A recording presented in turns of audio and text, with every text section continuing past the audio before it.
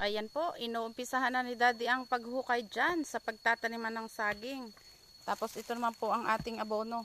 Lalagyan po ng kaunting abono pag ano po, parang papaupo sa abono po ang ating tanim ng saging. Tapos ako po ay kukuha doon ng ating mga pananim na saging. Maghahakot po ako ng saging na pananim. Ayan po.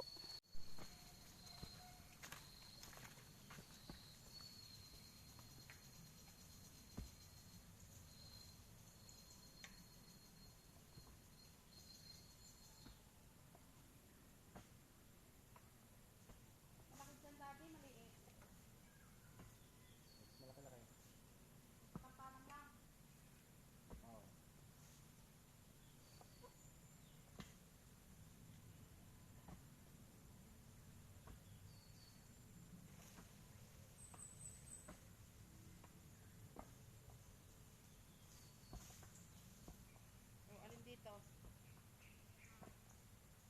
Palagay mo. Paring mataba ang pingo.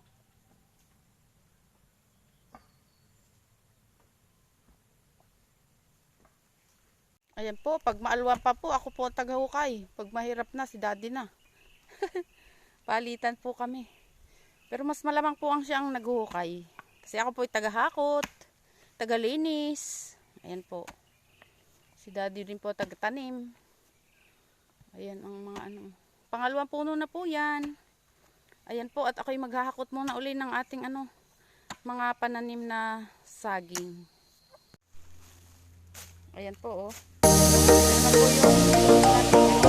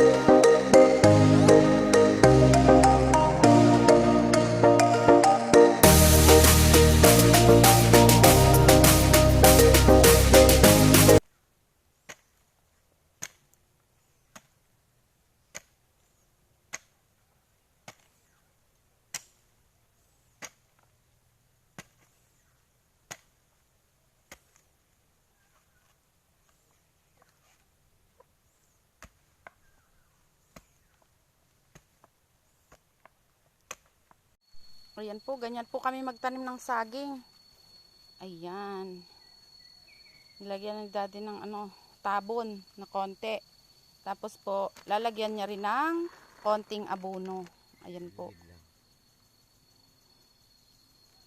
Para, ang tawag po ay pinapaupo sa abono.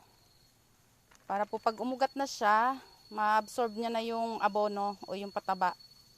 Para mabilis pong lumusog ang ating saging. Ayan po, ganyan po ang ating pagtatanim ng saging. Yan po ang ating unang puno. Tapos doon po yung pangalawa. Yan, paulit-ulit lang po. Ganun po ang ginagawa namin sa pagtatanim ng ating mga saging.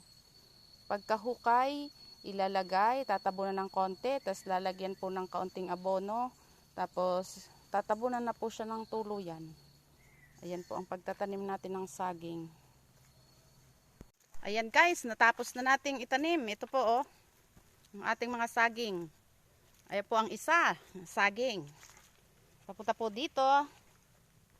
Ayan. Tapos, dini pa po oh. Ayan. Saging nating bagong tanim. Ito po. Tapos, dini pa po ang isa. Ayun banda. Ayan po oh. Saging natin. Plus din pa po ang saging. Tsaka po yan. Ang ating saging. At ito ang isa pa. Ayan po ang ating pagtatanim ng saging. Tanghali na po at tayo ay magla-lunch naman sa kubo. Medyo may init na po. Kaya po tayo ay magla-lunch na muna. Ayan muna po ang ating mga saging na tinanim. Thank you for watching.